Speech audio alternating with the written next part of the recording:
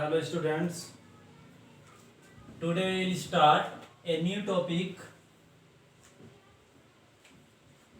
intensity of electric field due to a uniformly charged ring, thin ring. Okay, intensity or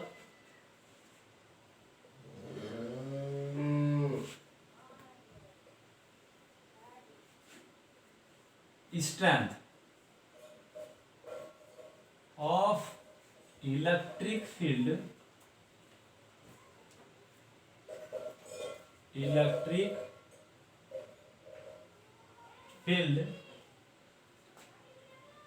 due to a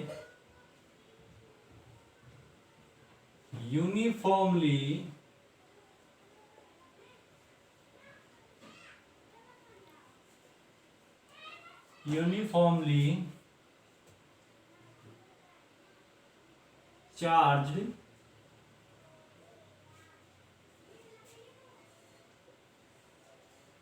thin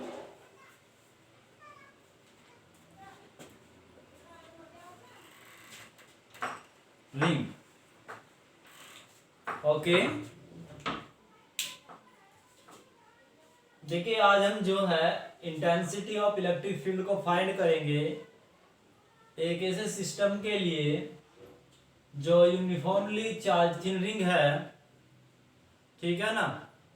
देखिए, generally ये वैसे तो syllabus का एक mainly part नहीं है, बट अब के साल एग्जाम में पूछा गया है, इसलिए इस आर्टिकल को कराया जा रहा है आपको।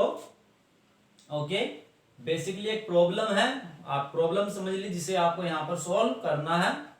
और किस तरह हम सोल्व करेंगे ये देखिएगा, काफी डिफिकल्ट आर्टिकल है।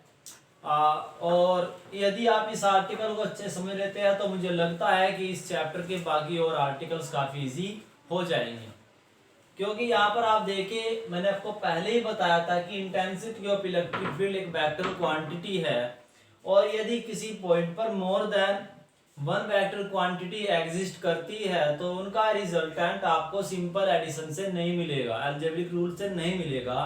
तो उनका रिजल्टेंट आपको फाइंड करने के लिए उनका वेक्टर सम करना होगा, ठीक है।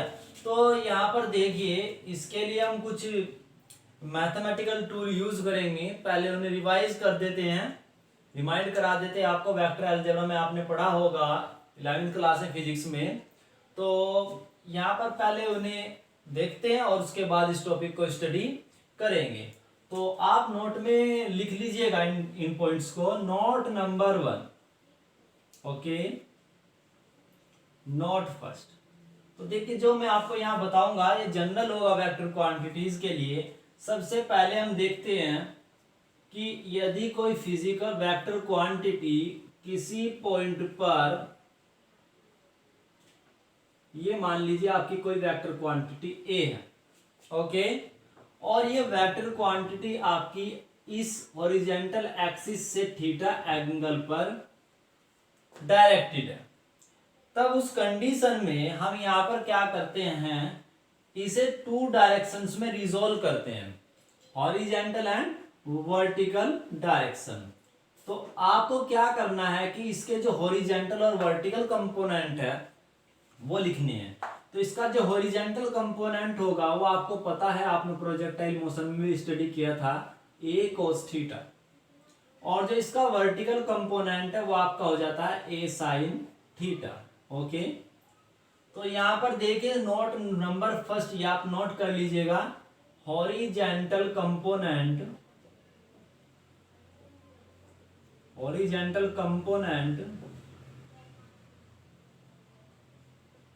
ऑफ वेक्टर ए क्या होगा, इसे हम डिनोट कर देते हैं ए एक्स से, equals to A cos theta.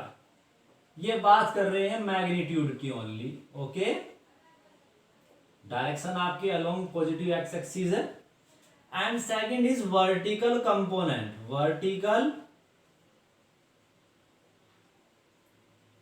Component of vector A, clear है ना। तो देखिए A y will be equals to A sine theta.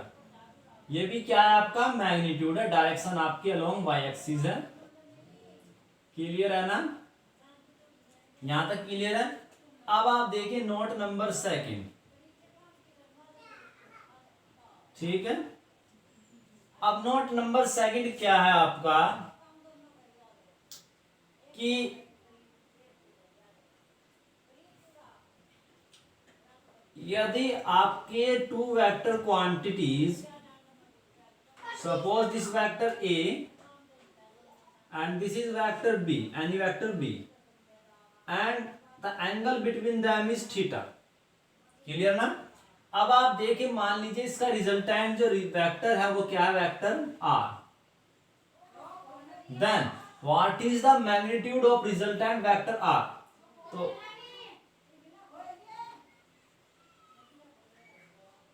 Magnitude of vector r equals to, आपने पढ़ा होगा वेक्टर सम ऑफ या वेक्टर सम ऑफ, या ऐसे बोल दीजिए आप वेक्टर सम ऑफ ला और पैरेललोग्राम, ठीक है नहीं। A square B square plus 2ab cos theta. Clear ना। अब यहां से देखिए इफ केस फर्स्ट ले लेते हैं हम यहां पर, सपोज कर लीजिए case first, if vector A and vector B are in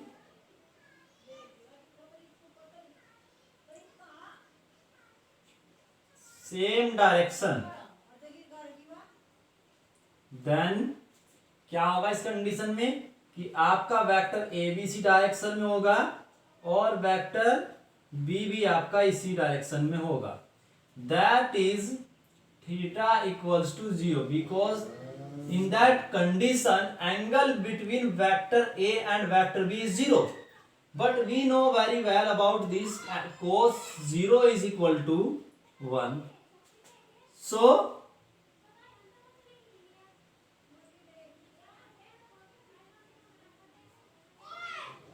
r equal to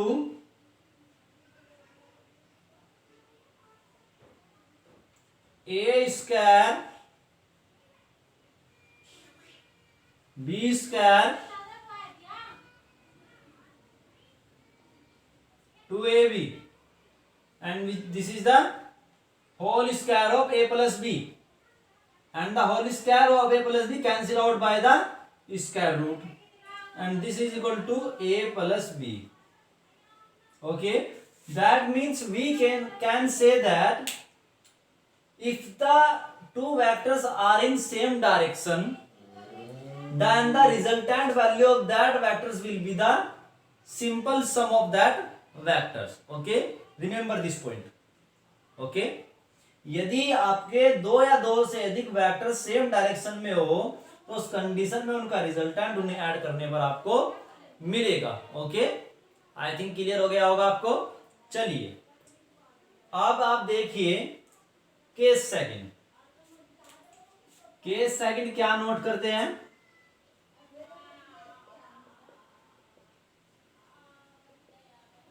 if vector A and vector B are in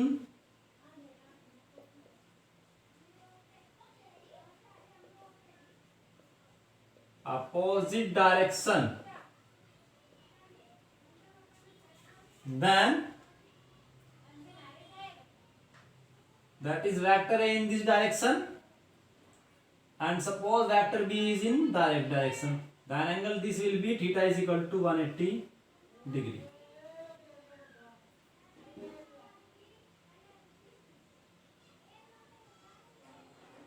तो we know that cos 180 degree is equal to -1, so R will be equals to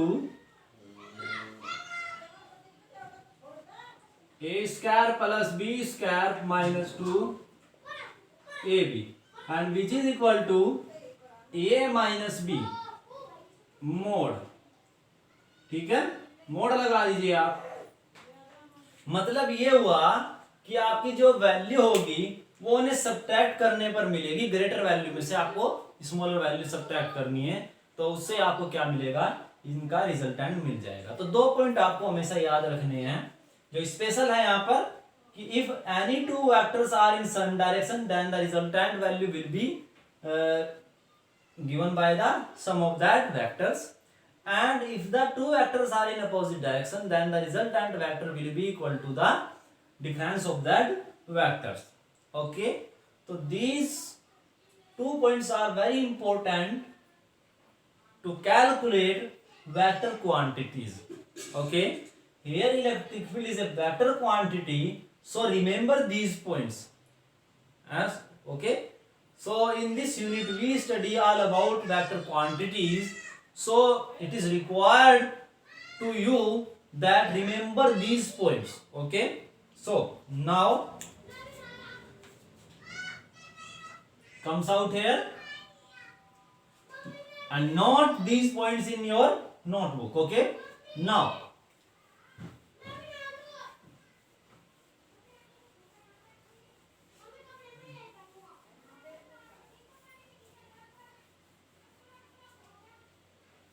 सो देखिए यहां पर heading मैंने जो आपको दिखाई है यहां पर, intensity of electric field due to a uniformly charged thin ring. देखिए जब आप रिंग की बात करते हैं तो रिंग होती शेप होती है कुछ इस टाइप की, सर्किल टाइप। हमने थिन की बात की थी, एक तरीके से मान के चलिए कि वो एक सर्किल है, और सर्किल के पास प्रॉपर्टी क्या होती है कि एक तो उसकी सर्कमफ्रेंस होती है, सर्कमफ्रेंस पर आपका चार्ज डिस्ट्रीब्यूट हो गया तो वहां पर तो इलेक्ट्रिक फील्ड आप कैलकुलेट नहीं करोगे। दूसरी चीज आपकी बचती है सेंटर। तो सेंटर जो है इसका एक स्पेशल पॉइंट है। हम इन जनरल बात करेंगे तो हम बात करते हैं इस एक्सिस की, ठीक है, which is passing through its centre and normal to the its plane. Okay, and this type of axis is known as axis of ring.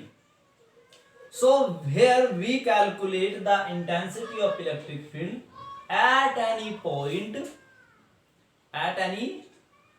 on the axis of a uniformly charged thin ring. Okay, now अब यहां पर देखिए, हम इस ring को यहां पर, ये आपका कोई रिंग है और ये आपका रिंग जो है इसका सेंटर ये हो गया।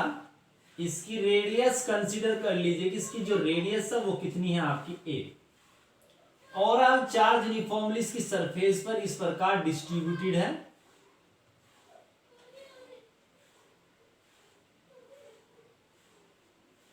ये आपका चार्ज हो गया। सपोज कर लीजिए कि ये आपका रिंग जो है वाई जेड प्लेन में है, इसमें है, ये आपकी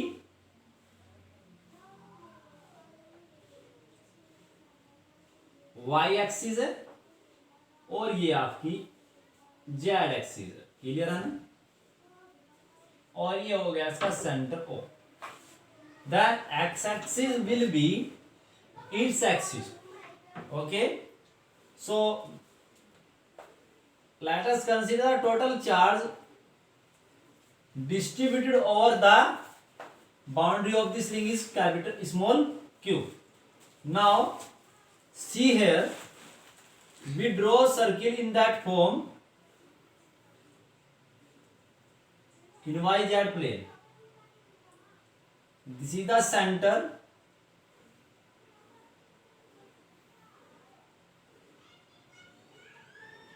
and this is its axis, x axis, then it will be y axis and this is z axis, and center O. Radius is a, charge distributed over its boundary will be capital small q in that form. ये आपका yz plane में है और yz plane आपका इस प्रकार है और एक्स एक्सिस आपकी इस प्रकार है। इस पॉइंट पर आपको कहीं पर intensity of electric field find करनी है। सपोज कर लीजिए कि वो पॉइंट कहीं यहाँ पर है P, जहां पर आपको intensity of electric field find करनी है। और सपोज इस पॉइंट P की यहाँ से जो डिस्टेंस है वो कितनी है, स्मॉल x। यहां से लेकर यहां तक की जो डिस्टेंस है ये होगी इसकी रेडियस a। अब आपको क्या करना है कि इस चार्ज डिस्ट्रीब्यूशन के कारण यहाँ पर intensity of electric field find करनी है। ये किस टाइप का चार्ज डिस्ट्रीब्यूशन है, ये लीनियर चार्ज डिस्ट्रीब्यूशन। तो लीनियर चार्ज डिस्ट्रीब्यूशन के केस में आप लीनियर चार्ज डेंसिटी कंसीडर करते हैं, बट यहाँ पर जरूरत नहीं है, मैं बिना लीनियर चार्ज डेंसिटी के ही आपको कैलकुलेट करके दिखाऊंगा। तो अब यहाँ पर प्रॉब्लम ये क्रिएट होती है कि जो इंटेंसिटी ऑफ इलेक्ट्रिक फील्ड का एक्सप्रेशन आपके पास है वो due to a point charge है, बट यहाँ पर चार्ज डिस्ट्रीब्यूशन आपका कंटिन्यूअस लीनियर है। तो आपको क्या करना होगा कि इस कंटिन्यूअस चार्ज डिस्ट्रीब्यूशन को पॉइंट चार्ज डिस्ट्रीब्यूशन में कन्वर्ट करना होगा। इसके लिए हम क्या करते हैं कि इसका एक छोटा सा एलिमेंट कंसीडर करते हैं जिसे एक पॉइंट के इक्वल कंसीडर किया जा सके। तो सपोज कर लीजिए कि वो एलिमेंट आपका ये है। अब थोड़ा सा ग्रेटर दिखाता हूं जिससे शो हो जाए। तो सपोज कर लीजिए कि वो एलिमेंट आपका ये है। इस एलिमेंट को आप नाम दे दीजिए कि ये एलिमेंट आपका ए बी है, और इस पर जो अमाउंट है चार्ज की वो आपकी कितनी है, सपोज कर लीजिए प्लस डी क्यू। तो एज ए पॉइंट कंसीडर किया जा सकता है क्योंकि डी क्यू में मतलब होता है बहुत स्मॉल वैल्यू। ओके, तो अब आप देखिए कंसीडर कर देते हैं यहां पर। तो let us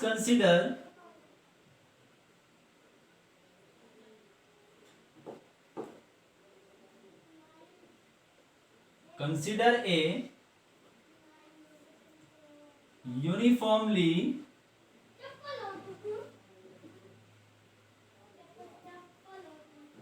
charged thin ring of radius small a with center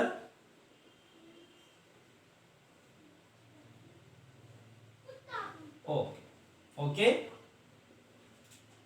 Now we want to find out the intensity of electric field at point P. For this we suppose a charge element dq, then intensity of electric field due to this charge element at point P is given by, suppose कर लीजिए ये आपका क्या है, small quantity होगी d. Small होगी तो इसलिए डी यूज कर लिया। Will be equals to 1/4 pi epsilon naught. Medium आप कंसीडर कर लीजिए कि आपका फ्री स्पेस या वैक्यूम है, तो यहां पर आपका पॉइंट चार्ज होगा डी क्यू। ओके, और यहां पर आपका आता है distance between the source and field point, इन दोनों पॉइंट्स के बीच का। तो इसके लिए हम क्या करते हैं कि इस पॉइंट को यहां से यहां पर मिला दें। अब चाहे तो इस पॉइंट को आप ये मान लीजिए कि ए से कनेक्टेड है या बी से कनेक्टेड है, क्योंकि both points are near to each other because this element is very very small. तो सपोज कर लीजिए कि ये जो लेंथ है ये आपकी कितनी है, डिस्टेंस आर है। तो यहां पर आपका क्या होगा, आर स्क्वायर। बट ये जो इंटेंसिटी ऑफ इलेक्ट्रिक फील्ड है आपकी एक वेक्टर क्वांटिटी है, इसकी कुछ ना कुछ डायरेक्शन होगी, तो वो डायरेक्शन आपको यहाँ पर शो करनी होगी। देखिए यहाँ पर डायरेक्शन शो कीजिए। यहाँ पर जो चार्ज डिस्ट्रीब्यूटेड है आपका प्लस डी क्यू, आपको इस पॉइंट पे इंटेंसिटी ऑफ इलेक्ट्रिक फील्ड की डायरेक्शन फाइंड करनी है। तो इसके लिए हम फाइंड करते हैं क्या, हम यहाँ पर कंसिडर करेंगे कि यहाँ पर आपका टैच चार्ज रिप्लेस्ड है, और टैच चार्ज आपका कैसा होता है, प्लस का। तो प्लस प्लस को क्या करेगा, रिपेल। तो रिपेल करने का मतलब क्या होगा, जो फोर्स की डायरेक्शन होगी वो आपकी इधर होगी, आउटवर्ड, और जो फोर्स की डायरेक्शन होती है टैच चार्ज को अप्लाइड, वही आपकी क्या होती है, इलेक्ट्रिक फील्ड की डायरेक्शन। तो ये आपकी इलेक्ट्रिक फील्ड की डायरेक्शन हो गई। सपोज कर लीजिए कि ये आपका DE1, तो यहां पर देखिए अब इसकी डायरेक्शन बताइए आप क्या है। तो इसकी जो डायरेक्शन है वो आपकी है फ्रॉम A टू P। तो डायरेक्शन कैसी है, directed from A to P। Note कर लीजिए, यहां पर थोड़ा सा आर्टिकल लेंथी है और डिफिकल्टी भी है। Directed from A to P, ये भी कह सकते हैं आप B टू P। ओके, तो ये आपका DE1 वेक्टर हुआ। अब आप देखिए ओवरऑल आपको ये सभी पॉइंट्स कंसीडर करने होंगे। तो जरा सपोज कर लीजिए कि ये आपका एक रिंग है, ये इसकी एक्सिस हो गई, तो आप इस पॉइंट को ऐसे मिलाओगे तो इधर की जाएगा, इधर से इधर को, तो कुछ इस टाइप की आप जरा फॉर्म करोगे। तो यदि मैं इसके जस्ट अपोजिट आपका ये एक लेंथ एलिमेंट और कंसीडर कर लूँ यहाँ पर CD, तो आप इसे यहाँ पर मिलाइए, तो इस पर भी यदि charge plus DQ same amount में हो तो इसके कारण भी यहाँ पर इलेक्ट्रिक फील्ड इस डायरेक्शन में DE ही होगा। ओके, अभी कंसीडर कर लेते हैं, सपोज कर लिए DE2 है ना। तो अभी ये जस्ट अपोजिट वाले, इसी तरह आपका रिंग जो है वो चारों ओर डिस्ट्रीब्यूट होगा, चारों ओर होगा, तो इसी प्रकार इस तरीके से चारों ओर आएंगे और ऐसे बन जाएगी जैसे आपकी बर्थडे कैप होती है, कोन टाइप। तो इसका मतलब ये हुआ कि जो आपके ये वेक्टर्स, इलेक्ट्रिक फील्ड वेक्टर्स, ये आल डायरेक्शन में कोन को फॉर्म करेंगे और इन इतने सारे कंपोनेंट्स का रिजल्टेंट फाइंड करना काफी डिफिकल्ट होगा, क्योंकि सबके एंगल्स को आपको कैलकुलेट करना होगा। ओके नाउ, और ये भी आपको नहीं पता कि कितने कंपोनेंट है, तो इस केस में हम क्या करते हैं कि ये जो इतनी डायरेक्शंस आपको मिल रही है, इन सभी डायरेक्शंस को हम कंपोनेंट में रिजोल्व करके 2 डायरेक्शंस में कन्वर्ट कर देते हैं, जो आपको बताया था हॉरिजॉन्टल और वर्टिकल डायरेक्शन। क्लियर है ना। अब देखिए मैंने जस्ट अपोजिट लिया, सभी पॉइंट्स का जस्ट अपोजिट पॉइंट आपको यहाँ पर मिलेगा। क्लियर है ना। तो इसका मतलब ये है कि यदि एक इलेक्ट्रिक फील्ड इस डायरेक्शन में तो एक इधर होगा, इसके जस्ट डाउन। यदि एक इलेक्ट्रिक फील्ड इधर है तो एक उधर होगा, क्योंकि कौन फॉर्म हो रहा है। तो अब इन दो की बात करेंगे, देखते हैं क्या मैकेनिज्म निकलती है। तो आप सबसे पहले ये एंगल कंसीडर कर लीजिए कंपोनेंट्स में रिजोल्व करने के लिए। ये वर्टिकल लाइन हो गई आपकी, ये हो गया आपका वर्टिकल लाइन, ठीक है ना। तो कंपोनेंट रिजोल्व, तो सपोज कर लीजिए ये एंगल आपका, यही कंसीडर कर लिए कि एंगल आपका थीटा है। तो ये एंगल आपका 90 माइनस थीटा होगा, क्योंकि ये ओवरऑल 90 है। ये 90 माइनस थीटा हुआ, ये भी आपका थीटा ही हुआ, क्योंकि आप देखिए ये लाइन ये इसके इक्वल हो गई, ये कॉमन हो गया, 90 डिग्री हो गया, तो ये आपके कॉन्ग्रुएंट ट्रायंगल हो गए। और in case of congruent triangle angles will be same, तो थीटा इज थीटा।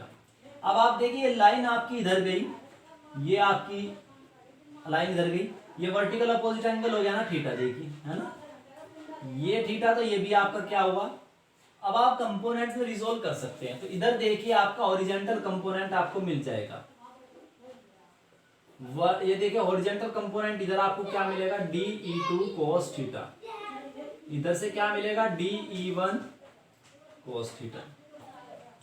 इसका वर्टिकल कंपोनेंट आपको मिलेगा, सॉरी देखिए यहां पर DE2 sin थीटा, और इधर देखिए DE1 sin थीटा। अभी दो कंपोनेंट्स की बात करते हैं। देखिए दो कंपोनेंट आपके हॉरिजॉन्टल सेम डायरेक्शन में और vertical component just opposite direction में आए हैं। क्लियर है ना। Similarly other two electric fields की बात करोगे तो उनके साथ भी ऐसा ही होगा, सबके लिए हॉरिजॉन्टल कंपोनेंट सेम होगा, ये बात ध्यान रखिए। बट जो वर्टिकल कंपोनेंट होगा, जो वर्टिकल कंपोनेंट होगा वो इसके लिए यहाँ पर है, तो किसी दूसरे के लिए इस तरह, किसी दूसरे के लिए इस तरह, तो इस तरीके से ये होंगे। क्लियर है ना। तो वर्टिकल कंपोनेंट अलग अलग डायरेक्शंस में है, एक सर्किल फॉर्म कर रहे हैं, but horizontal component are all in same direction. Okay now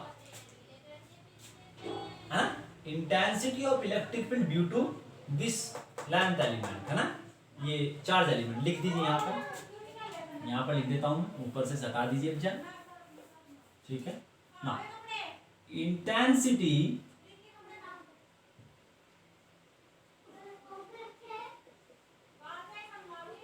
of electric field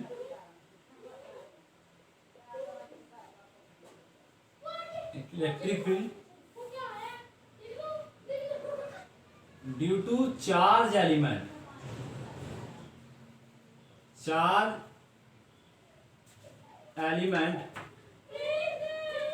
D कौन सा है, ये ए बी वाला, eight point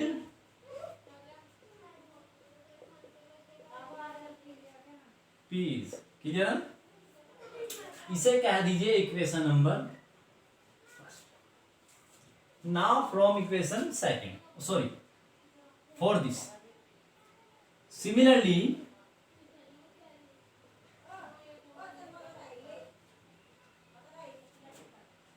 intensity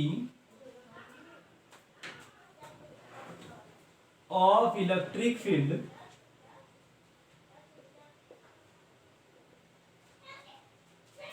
due to charge element dq, कौन सा है आपका C D, at point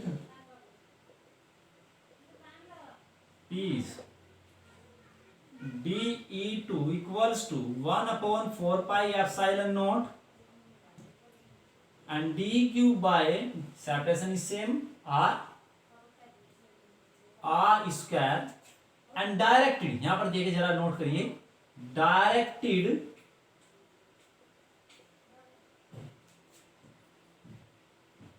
from, ये कह दीजिए आप C2 या D2P कह दीजिए, C2P कह दीजिए, C2P, this is equation number second. Okay, now see equation first and second, and we can say that from equation first and second, the magnitude of electric fields are same but direction are different. So we resolve these electric fields in components, horizontal and vertical component, in that manner. Then the horizontal components are in same direction and vertical components are in opposite direction. So the resultant of vertical components is, आपको पीछे एक point बताया था कि यदि vertical components है, sorry यदि vectors आपके अपोजिट डायरेक्शंस में है तो उनका रिजल्टेंट सब्ट्रैक्ट करने पर, और यदि वेक्टर्स आपके सेम डायरेक्शन में है तो रिजल्टेंट आपका उनका ऐड कर कर मिलता है, ठीक है ना। From equation first and second,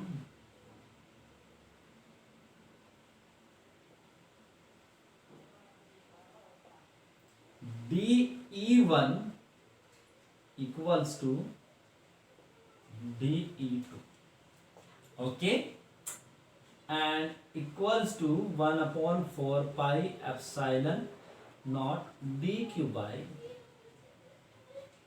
r square। Suppose कर लीजिए हमने DE कंसीडर कर लिया, इन जनरल से कर दीजिए, से DE कंसीडर कर लिया, ठीक है। Then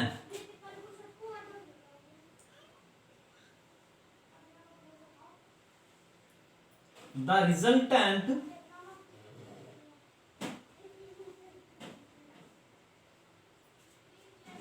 value of vertical components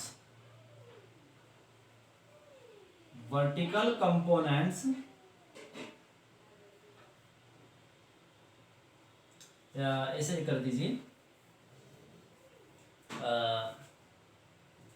क्या कहेंगे हम यहां पर, since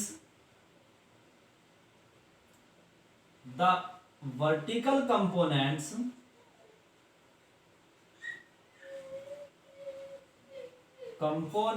of electric field at point P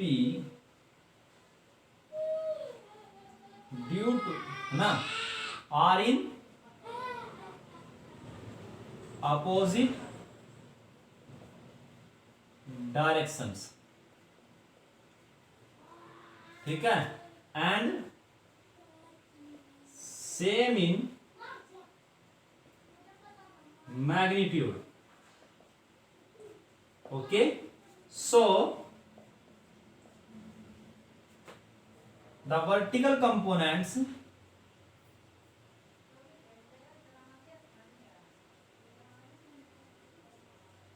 of electric field are cancel out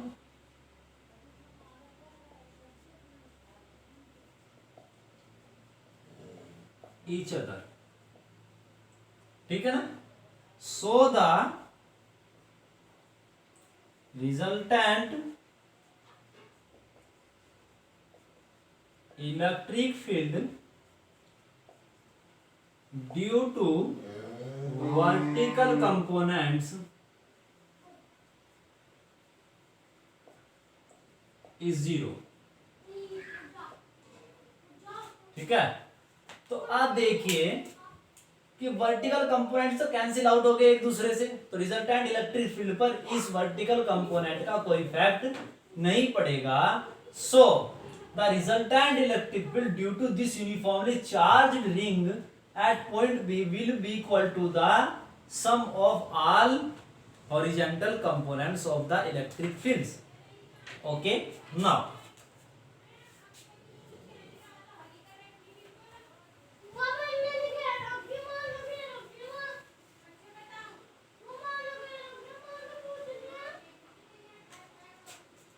आइए, so the net, so the resultant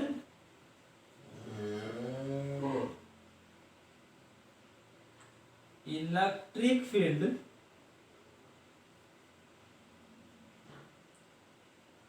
eight point P is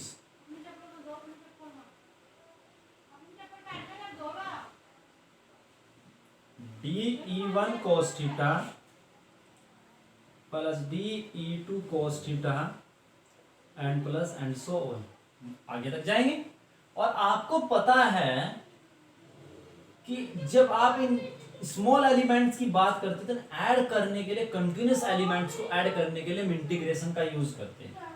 तो यहां पर हम इंटीग्रेशन यूज करेंगे, ठीक है। तो यहां पर लिख देते हैं DE cos theta because DE1 DE2 are all of equal to DE.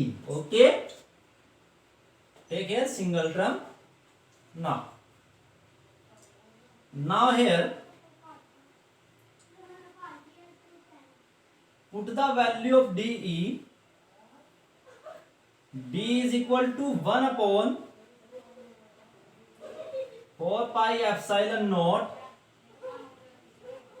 dq by r square into cos theta, and the direction of this electric field is towards O to P, directed from O to P। ये आपको direction आगे तक ऐसे ही चलानी होगी, ठीक है, direction जरूर मेंशन करनी होगी।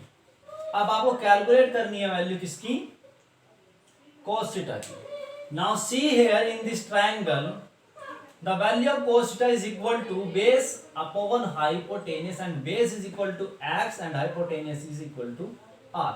So we can put here this value,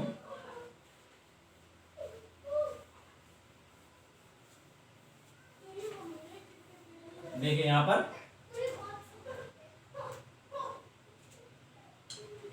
in triangle AOP cos theta equal to x by r, implies that E equals to integration 1/4 pi epsilon naught b cube by r square and multiply by x by r and direction क्या है आपकी, directed from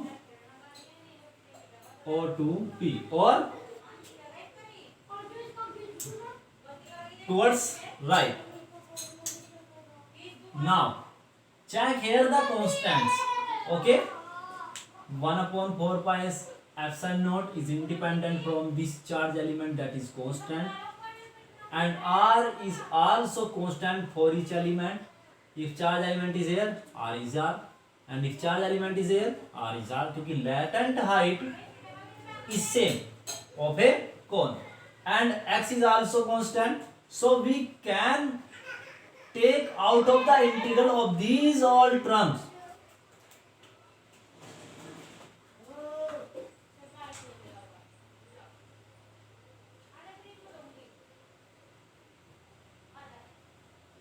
ये देखिए, clear है ना। आप बताइए integration और D Q means net charge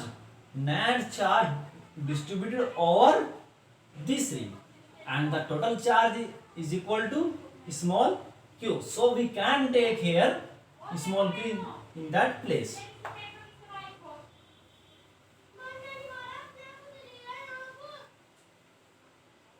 देखिए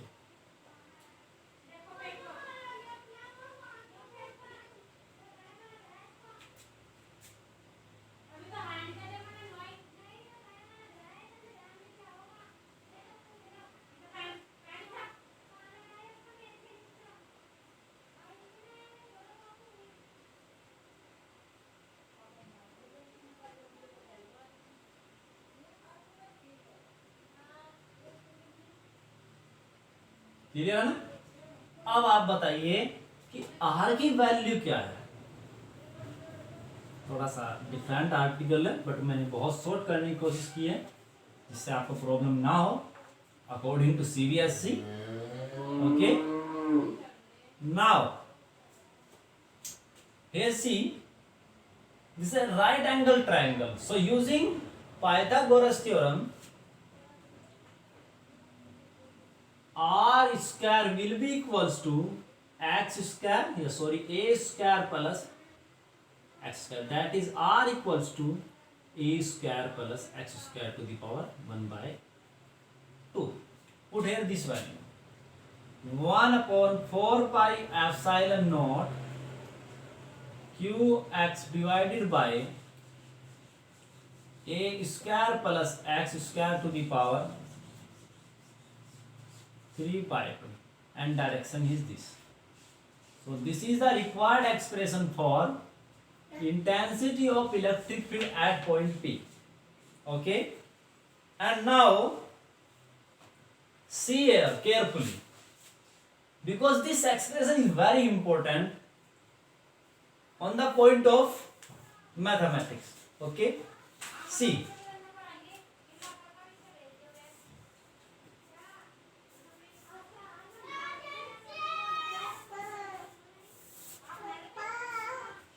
जी अब देखिए,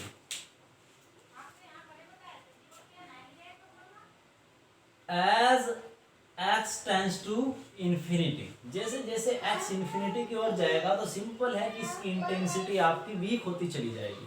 क्योंकि देखिए, यदि आपको मैथमेटिकली समझना तो यहाँ से देख लीजिए, अदरवाइज यहाँ से आपको कंक्लूजन निकल जाएगा। क्योंकि जैसे जैसे आप इनफाइनाइट पे जाएंगे, इन्फिनिटी तक जाएंगे, वैसे वैसे आपकी x की वैल्यू लार्ज होती चली जाएगी और ये क्वांटिटी आपकी जीरो हो जाएगी। देख कैसे, यहाँ से आप एक्स स्क्वायर कॉमन ले लीजिए, एक्स स्क्वायर जैसे ही आप कॉमन लेंगे तो x2 2 की पावर 2 कैंसिल हो जाएगी, एक्स क्यूब यहाँ पर मिला 1 पावर कैंसिल आउट होगी, तो डिनोमिनेटर में आपका एक्स स्क्वायर बचता है, और एक्स स्क्वायर की जब आप इन्फिनिटी वैल्यू पुट करेंगे तो ये जीरो। तो स्पेशल केस देखिए, स्पेशल केस काफी इंपॉर्टेंट कंक्लूजन निकलते हैं यहाँ पर। स्पेशल केस, तो केस फर्स्ट देखिए, as x tends to infinity, e goes to 0, clear? And now case second, यहां पर देख कितना बेहतरीन कंक्लूजन निकलता है आपका। At centre O, x comes here, p comes here, that will be, that is x will be 0, x will be 0, okay?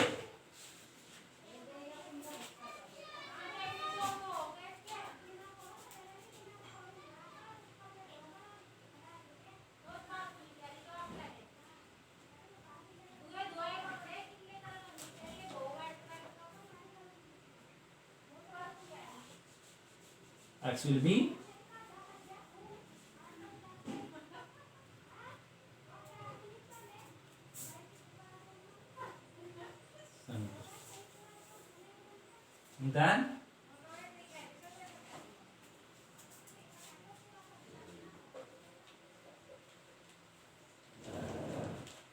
then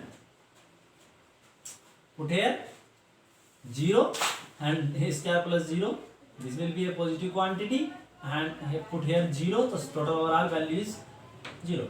See here that the intensity of electric field at the center is 0 and at the infinity is also 0, but between these 2 points, center and infinity, electric field is not 0. That means first of all electric field increases and then decreases, okay? That means first increases and then decreases. That means the value of electric field is maximum at any point between these 2 points, okay? है ना? इसका मतलब यह है कि centre और infinity के बीच में कहीं ना कहीं इंटेंसिटी ऑफ इलेक्ट्रिक फील्ड आपकी मैक्सिमम है। तो मैक्सिमम कहां पर है, अब ये क्वेश्चन अराइज होता है। यही मैक्सिमम वैल्यू अब आपको क्या करनी है, कैलकुलेट करनी है। आप इसे कैलकुलेट करने के लिए आपको मैथमेटिक्स की हेल्प लेनी होगी। आपने एक्सट्रीमम वैल्यू निकालना सीखा होगा मैथमेटिक्स में, तो कैलकुलस में मैक्सिमा और मिनिमा। तो मैथमेटिक्स वाले जानते हैं इस टॉपिक को, बायोलॉजी वाले टेंशन लेने की जरूरत नहीं है कि भाई यहां तक अपना आर्टिकल कर सकते हैं, बिकॉज ये कंपटीशन पार्ट है, जनरली एग्जाम में यहीं तक पूछा जाता है। ठीक है, तो अब चलते हैं। अब next case is third, what is the maximum value of electric field. ठीक है, तो केस थर्ड के लिए काम करते हैं जब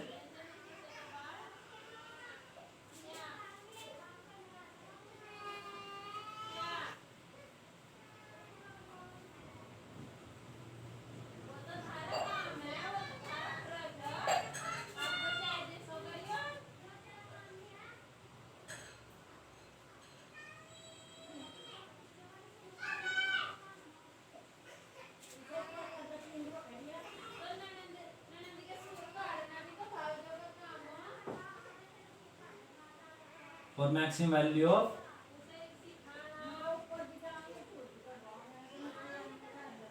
of E, first derivative of electric field x will be 0, put कर।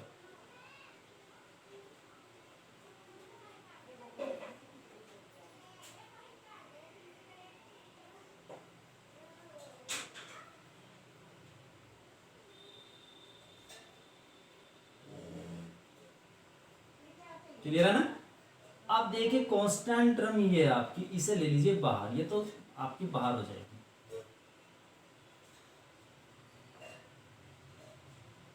D by d x of x, इसे ऊपर ले जाइए, A square plus x square to the power minus 3/2 equal to 0। ये तो 0 में चलेगा, इसमें आप प्रोडक्ट रूल लगा लीजिए। क्या लगा लीजिए? Product rule. तो first as it is and d by d x of second plus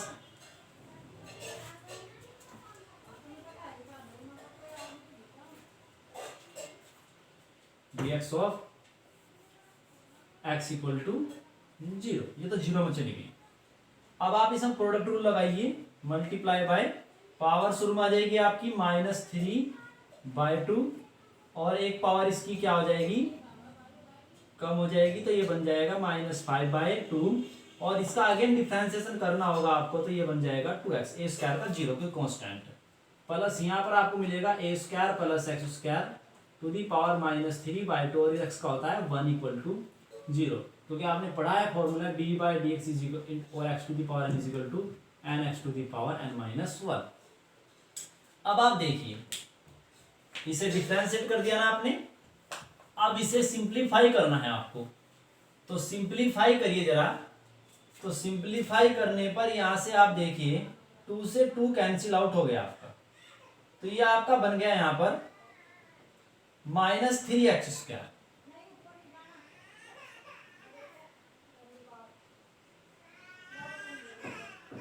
और इसे बना दीजिए पॉजिटिव टर्म, ए स्क्वायर प्लस की पावर 5/2 प्लस यहां पर लीजिए 1/a² प्लस x² की पावर, ये बन गया आपका, सॉरी यहां पर भी आपका नहीं, ठीक है, 3/2 इक्वल्स टू 0। आप इसमें से कॉमन लीजिए टर्म, देखिए आप 5/2 यहाँ पर 3/2 पावर आपकी कॉमन आ जाएगी,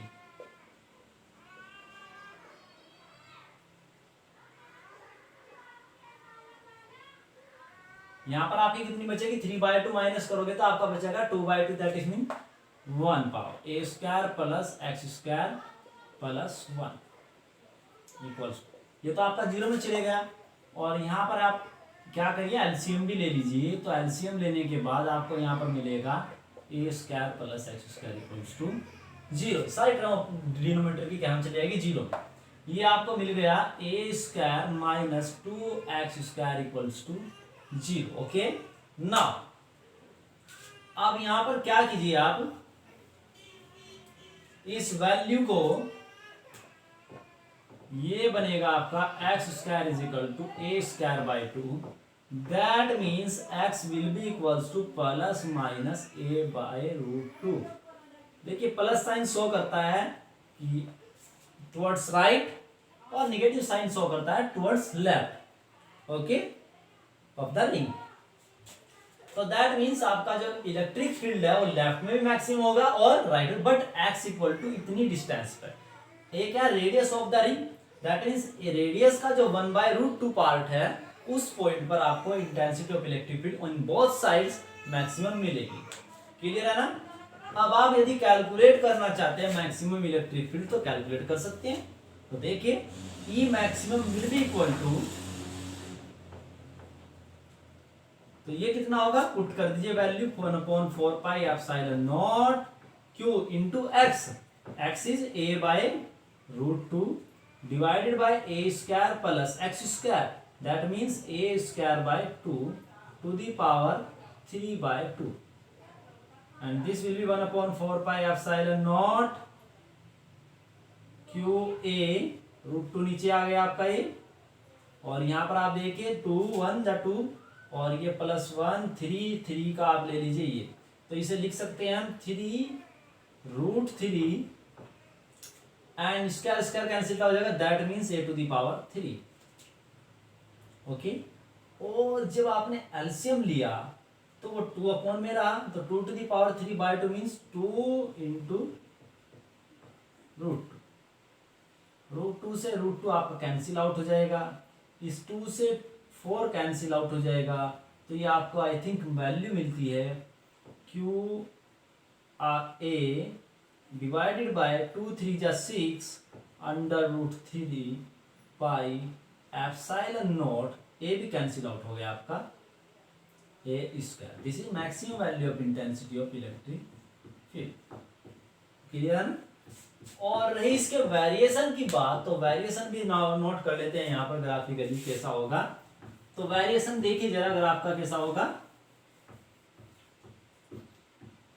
तो सपोज कर लीजिए कि ये आपका रिंग की एक्सिस है,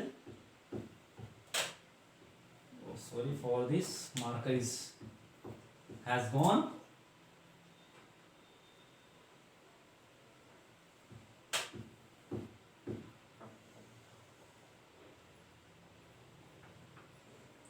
ओ दिस इज एक्सिस, और ये पॉइंट हो गया आपका x equal to a by root two. Suppose here is also another point a minus a by root two. तो यहाँ पर आपका जो इलेक्ट्रिक फील्ड है वो आपका जीरो है, दैट मीन्स ए से आपका बढ़ा होगा और उसके बाद आपका कंटिन्यूसली ए से यहाँ पर डिफाइन हो जाएगा, इधर आपका मैक्सिमम और उसके बाद आपका ये आपका इंफिनिटी पर चले जाएगा। दोनों और सिमेट्री होगी, एक जैसे बनेंगे। ये आपके मैक्सिमम पॉइंट्स हो गए, ठीक है, ये आपके मैक्सिमम पॉइंट्स हो गए, ठीक है। ये आपकी लाइन हो गई इलेक्ट्रिक फील्ड की, ये आपका क्या हो गया ई maximum. Okay, so I think article आपको समझ में आ गया होगा। यदि कोई डाउट हो तो आपको, तो please ask, comment and share more and more. Okay, please subscribe my YouTube channel Physics by Pradeep Kumar. Okay, thank you so much.